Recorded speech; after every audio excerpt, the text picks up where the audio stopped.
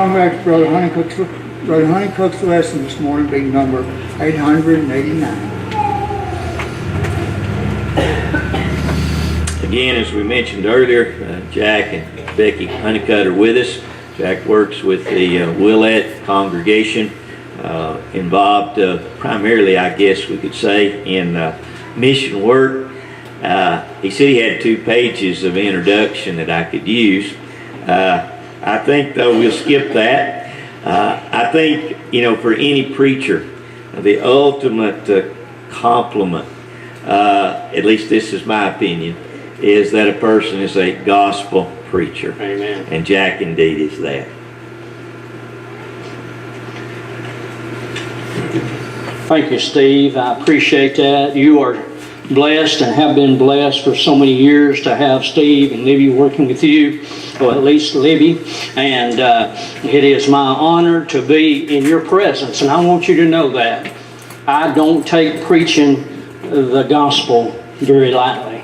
I enjoy traveling from place to place. Becky and I have met so many good brethren. We have friends all over the country, and I want you to know that. I hold about 12 to 15 gospel meetings each year. I'm going a week from this Sunday up in Tompkinsville, Kentucky to do a study on Revelation. I don't know for sure. I've done that, a couple of those before, and why they would want me to come back, I'm not for sure I had that figured out yet. But anyway, I think they're just being nice to me. Sometimes, brethren, we omit a book, and that's one of them. We study from Genesis to Jude, then we start back over to Genesis. Man, the theme of the book of Revelation is that God's people are going to win. Aren't you glad? Turn to Proverbs 31 with me as we look at that worthy woman. And I want to ask you a question today. If someone were going to ask you, what are mothers made of? What would you say, or how would you describe your mother? Let me share with you what I read one time about the ingredients that mothers are made of. Debbie, age 5, says, God makes mothers out of clouds and angel hair and everything nice in the world and one dab of meanness. Jeffrey, age 6, says, what are some ingredients that mothers made of? Well, they had to get their start from men's bones. Then they mostly used string and duct tape, I think. Luke, age 6, says, my mom has always been my mom and none of that other stuff. Age 7, Sarah said, I don't know because I wasn't there, but my guess was she was pretty bossy. Greg, at age 5, says, they say she used to be nice. Someone else, in asking, why do you love your mother?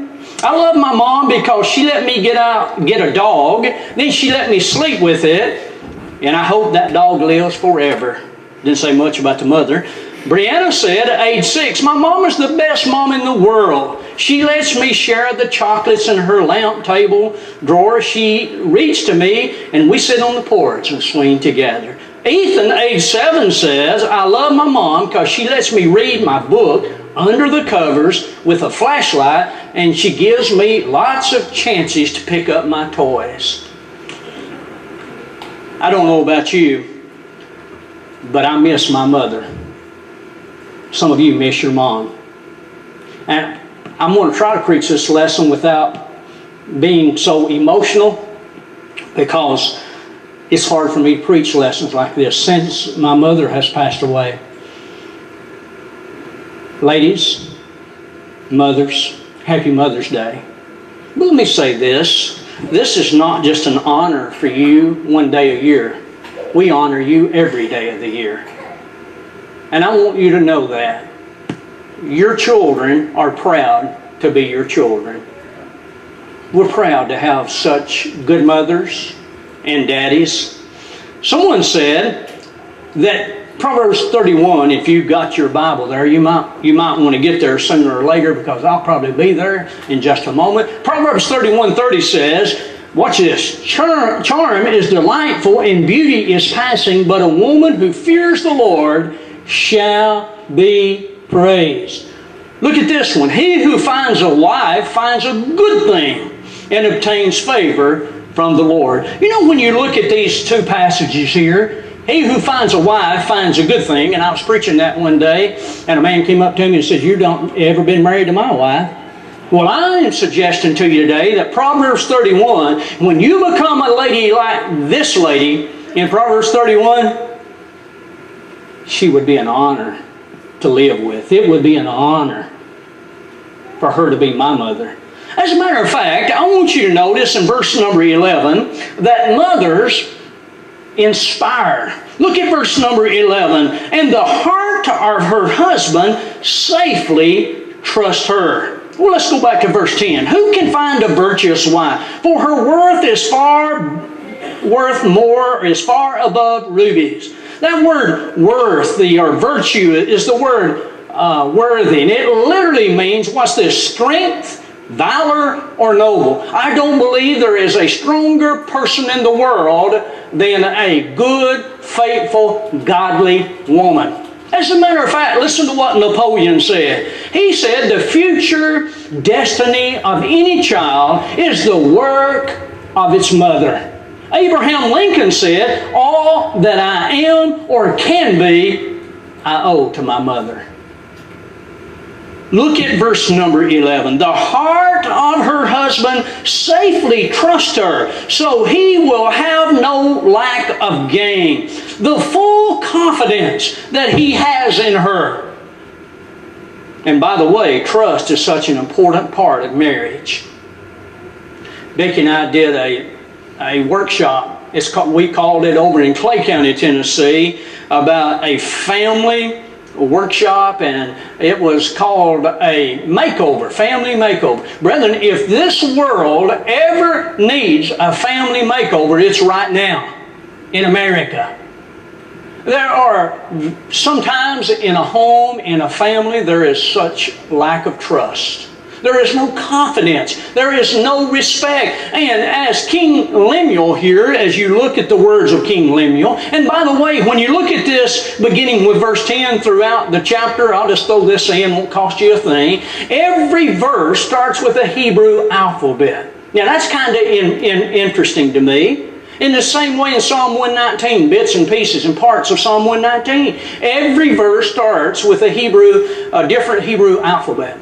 I don't know if that's by coincidence, but I know when you read this virtuous woman in the text that she is a godly woman and she provides confidence and respect and strength and valor for, especially her husband, for her entire family. The strength, the valor of a home is a good godly mother. Not only that, I want you to notice in verse number 12, you see she is dedicated to her husband. Verse 12, look at what it says. She does him good and not evil all the days of her life. Isn't that encouraging? She seeks her husband good. She's loyal to her husband. My wife, I was kind of going over this with her, and she said, sound like to me you're talking to the husbands and encouraging the husband. What about the mama? Well, this is talking about a virtuous woman. She's trying to build her husband up. And she respects her husband and she gives him confidence. She wants to affirm him. I just read in the Herald Citizen paper in Cookeville, Tennessee, a man and his wife been married 75 years. 75 years. And they were interviewing this man. And they said, the person doing the interview said, what is it that you would say about your wife and your relationship with your wife? And it said, my wife has loved me in spite of my mistakes and shortcomings. And it said, my wife has been loyal to me and she has given me confidence and she's always put me first and wanted me to excel in my life. Oh, how we need homes where there is mutual respect and confidence. And I'm going to tell you something, folks. I've met a lot of those women. I've met a lot of those godly mothers that they love and they respect their family. Boy, don't we need that today in America, where there is all kinds of problems in the home and too many people are getting their advice from Dear Abby. Instead of going to Proverbs 31, look at that virtuous woman. And thus what's happened, because we're listening to people like Dear Abby, we are divorcing, we're separating, we're divorcing, we're remarrying. And there's all kinds of problems in the home. You see, what this mother does, she teaches her family confidence, and she gives her husband and her children respect. And you know, sometimes confidence and respect entails discipline. She disciplines herself. She disciplines her children. She honors her family. Why? Because she loves them.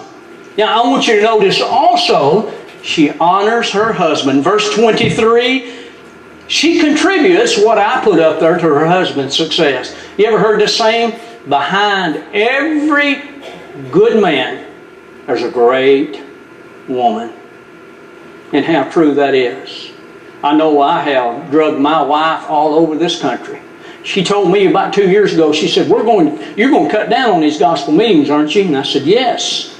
Well, last year I only had 13 and went from 15 to 13.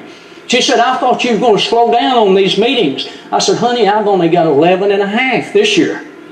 You know, when you start thinking about your wife and the respect and the honor, she contributes to my success. As a matter of what little success that I have had by taking care of matters at home. I've traveled to India. I went to India my first trip. I had two small children at home. I had a business. I was preaching full time. And you know who had to take care of the home and the family? I remember Tom Holland told us preaching boys when we were in his homiletic class with tears streaming down his face. He said, boys, when you become preachers, don't neglect your family. Do not put the brotherhood before your own family.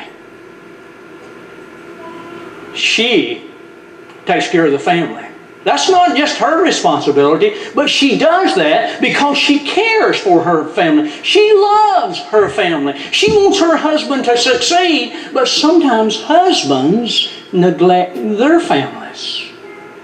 And I can remember the very day that Tom Holland made those comments. I did not know and understand until years later what he was really saying. Brother Holland said that he preached at Creve Hall. He taught at Lipscomb. He said, I'd hold meetings, I'd do seminars, I'd do counseling. I can imagine the counseling that man did because he was held in such high esteem. And he walked in there with tears streaming down his face. He said, guys, the first and foremost in your family, it should be your family becomes first.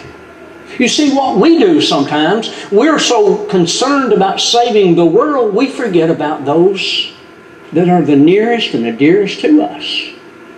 Not only that, I want you to notice, when you look at this virtuous woman, she loves her family. Look at verse number 23. And it's kind of interesting, or verse 21. She is not afraid of snow for her household, for all her household is clothed with scarlet. Even in the coldest of the coldest, look what she does. She protects her family. You know, I don't know why it's always that way, but in the family, when the child is sick during the night, who's usually up with the child? There you go. Thank you, sir. You just amen me every now and then. You're doing good. And guess what? Hey, you got it right. Do you know that who a child that is hurting, who they usually go to first? The mother. Oh, where is the man? Where's the... He's sitting over here. He's ready to take his belt off and say, boy, don't you do that. Be a man. There is just something about the love of a mother, the love of a woman that sometimes we men just haven't grasped yet. They are so sentimental. Look at verse 15. She feeds her household well. Look at verse 15. I like this. She also rises up while it is yet day and provides food for her household. and a portion for her maidservants. Do you see that? She also rises while it is yet night and provides food for her household. Some of you can remember this better than I. You ever remember your mother and your grandmother? My mother her and my daddy had 5 children. And these 5 children lived in a little old house that was 2 bedrooms. And I can remember when I was about 14 years old, we finally got an indoor plumbing. Man, I thought I was uptown. But I can remember my mother working in a shirt factory, probably making about 75 cents an hour back in the 70s. And I can remember my mother coming home and having to cook for 5 children and her husband. I can remember her staying up late at night doing the laundry. Why? Because she's concerned about her household. She's up, she's preparing food for the family. She loves her family more than anything else. What's first and foremost in your life? Number 1, it ought to be God. Number 2, it ought to be your family. Why? Because in verse 27, she's watching. She's protecting her family. She is careful to know what's going on. Sometimes they know too much. We ought not get involved in marital situations of our children. I can remember one of my elders telling me that his daughter had 3 daughters. One of them got married, and about 3 weeks later, she came knocking on the door, and she had a suitcase and said, "What in the world's going on?" I said, "Well, Daddy," said, "Larry and I have had a dispute, and I'm just going to stay over here tonight." He said, "No, you're not.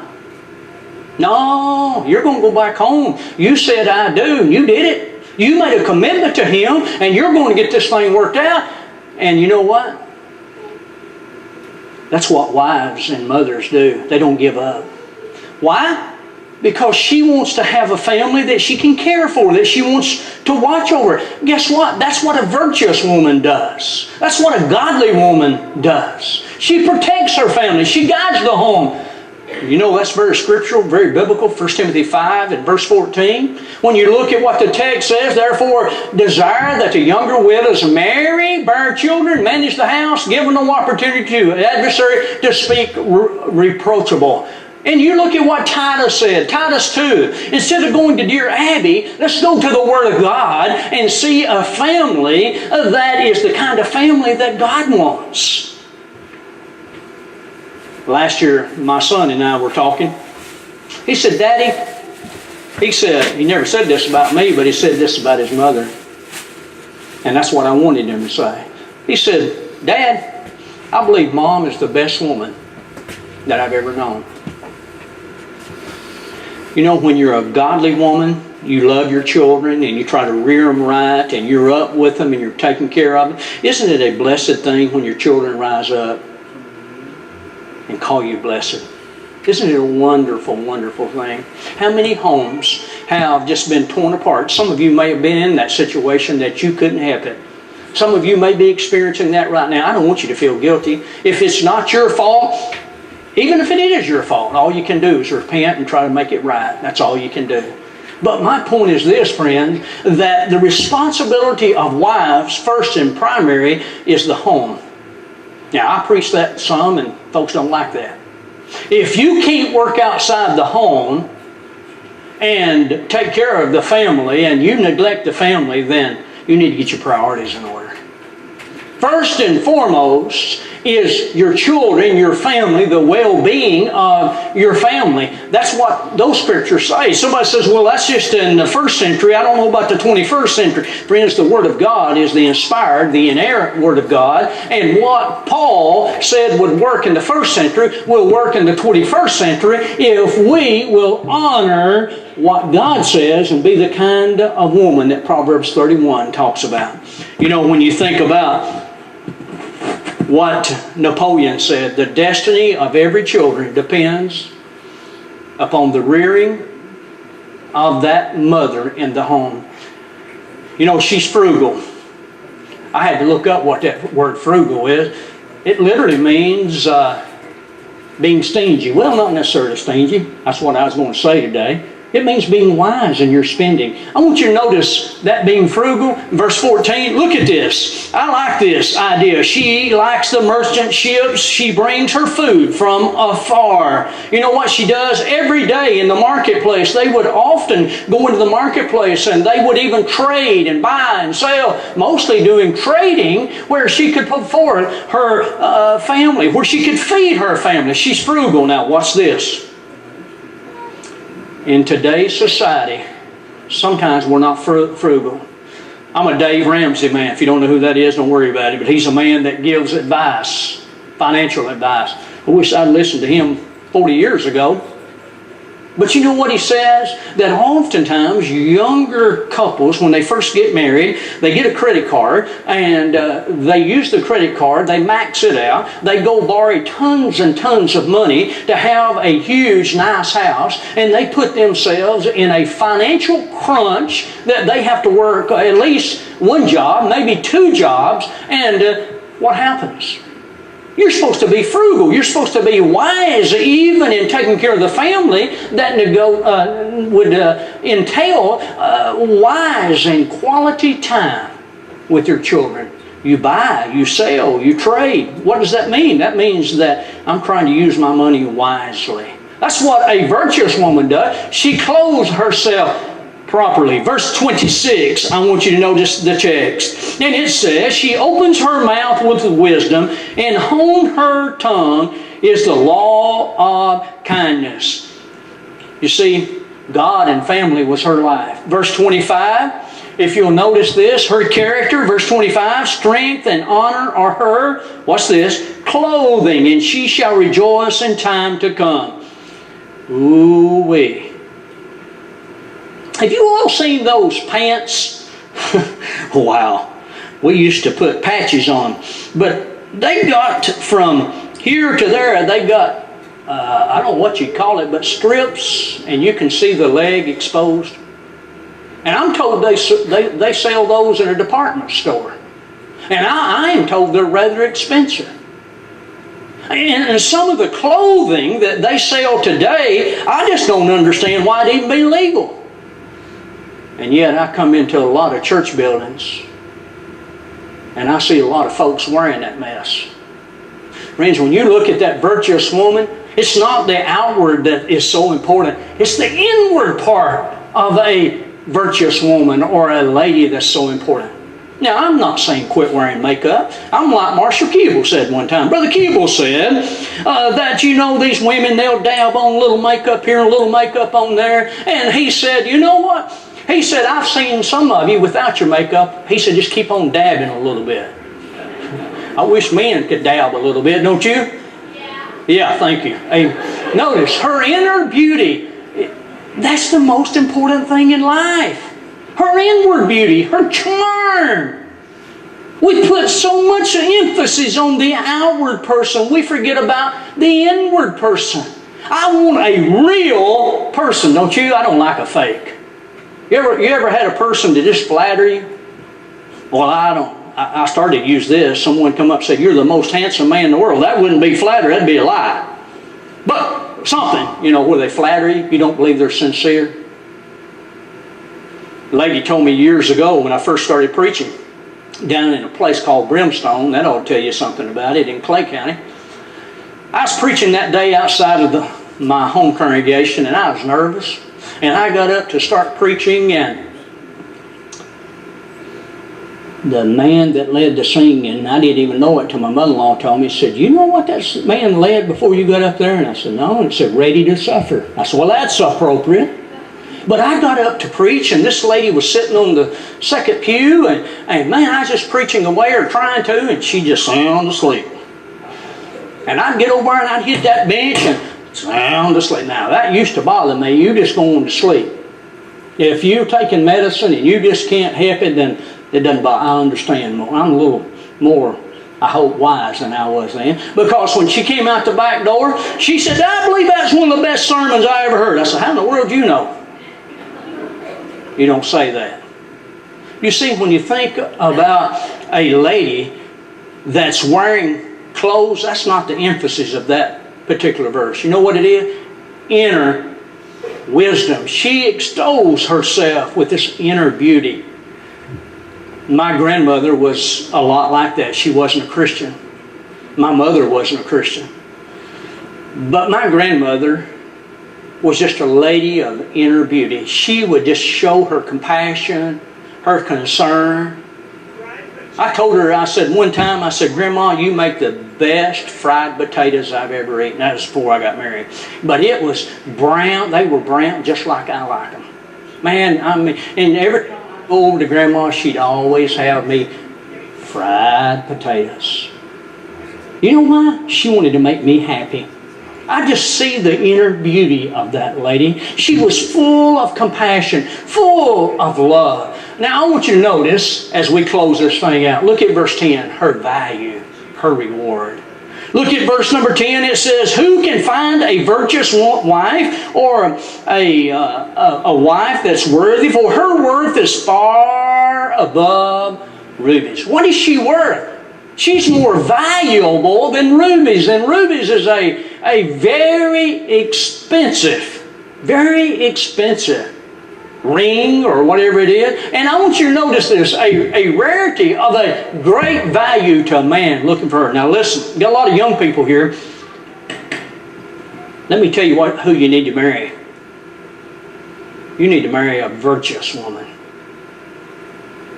You know what we usually do when we look at a wife or a husband? We look for a man that's got big old muscles, sort of like me.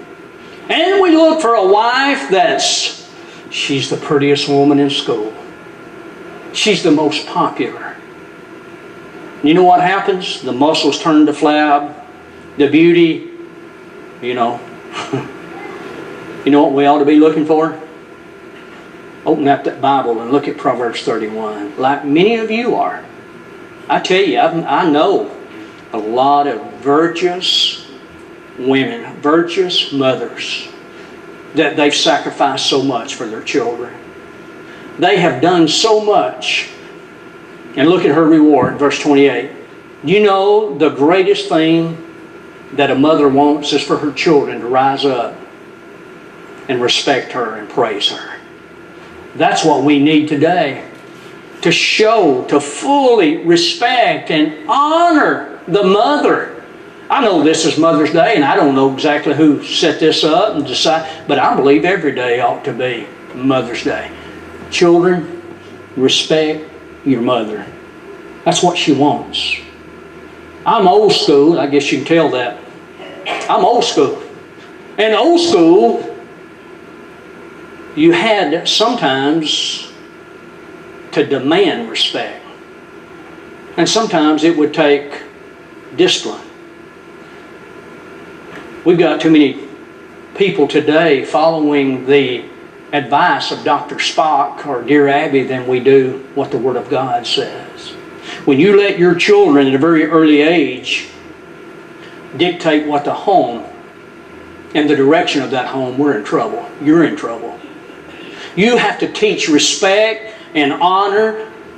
You know, do you remember the days as you were growing up that younger people honored older people? Do you remember when there was that respect and the older people, maybe you would open the door for them and you would do good.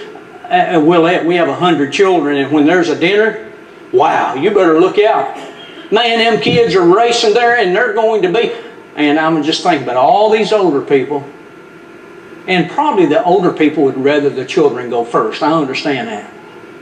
But wouldn't it be great to just see the respect that this virtuous woman deserves? And verse 29, look at the text and we're going to close. Verse 29 says, many daughters have done well, but you excel them all. Excel them all. Many daughters have done well. This virtuous woman, to King Lemuel, she's the greatest. I want you to so live, mothers, that when you die, that your children can look back on your life and you've left such a legacy that they can say, I had a great mother. Not a perfect mother. No such thing as perfect mothers. but a mother that was faithful, a mother that did not forsake us, a mother that cared about us. She was the greatest. Now, what's the key to her success? Not charm or beauty, but look at the text, one that fears the Lord. A lady, a mother, a wife that fears the Lord, a man or husband, a teenager, a young person that fears the Lord, respects the Lord. That's the key to her success. She may never have $1 million. She may never have a lot of property. She may never have a lot of stock. But I tell you what she can have. She can so live to fear the Lord and respect the Lord that she directs her family in the ways of God.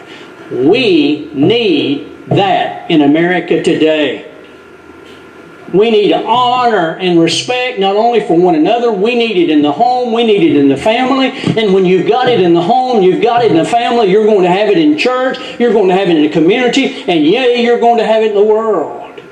God's people, Christians, they are trying to be that godly woman of Proverbs 31. Now, you know when we usually use this text? At a funeral.